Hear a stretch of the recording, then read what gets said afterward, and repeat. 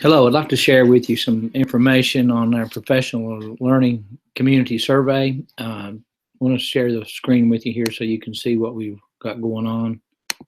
Um, in our professional learning community survey, we had some responses. The top 8 responses are number 1 was using instructional technology to enhance student learning.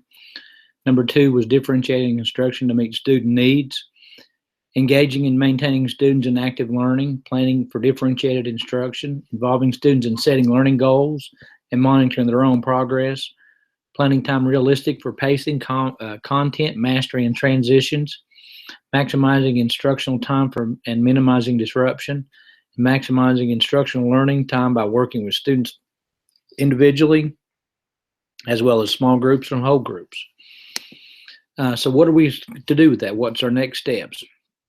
So what I would like for us to do is, if you have a strategy or technique that you know would help your peers better address some of these responses, share those in our Google Classroom. I know some of you have been doing that as well, but it's near the end of September, and remember we said at least one post and one response per month for the 10 professional development points, and hopefully we can do more from that. But if you would post some of these ideas that you're using in your classroom that could address some of these, and you can go back and look at those responses at a later time to see if there's things that you might have some ideas about.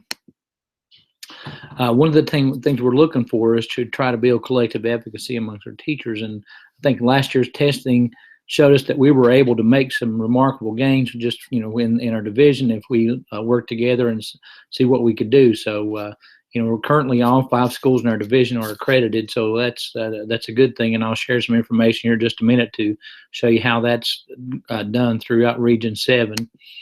One of the things I want to make you aware of as we move forward toward our benchmark testing window, which is October the 10th to the 19th, and there is some flexibility with that. So it's not that you have to think we have to be done by the 19th. There may be some issues of scheduling labs as far as that's concerned. But remember, these are formative assessments, and that leads to insight in what you're teaching and what the students are learning. So what you want to do is you want to use your results to see that if you need to adjust what you're doing as far as your pacing, or if you need to differentiate, or if if you're justified in what you're doing and if that's working. So and some of the things you need to be aware of too. Because the CAT testing is moving into 3rd through 5th reading for this testing session in the spring, all the benchmark tests will be set up in a format similar to that. So students will answer a question, they won't be able to go back. So they need to be aware of that. So it's better to be frustrated with that on the benchmark test and have children accustomed to that than it would be to say that their first experience of that would be the SOL test. So I just want you to be aware of that. I think Mr. Mullins has talked to the teachers about that as well.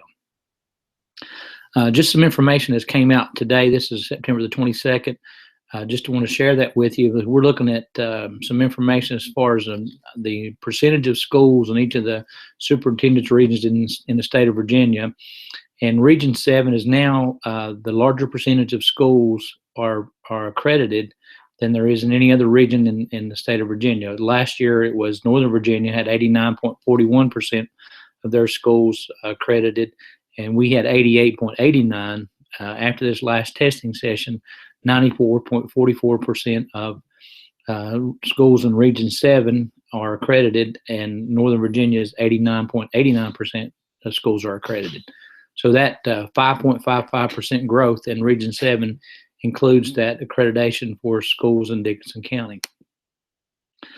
Some of the things that I think is attributable to that is, now we have access to the data and longitudinal data in PowerSchool, making sure you have a relationship with their students and having high expectations. Especially, we've had some teachers that have experienced that and saw what they're capable of doing. So we created an atmosphere of success in our schools by doing that. And if you have been successful, don't hoard that information. Make sure you share that with your peers.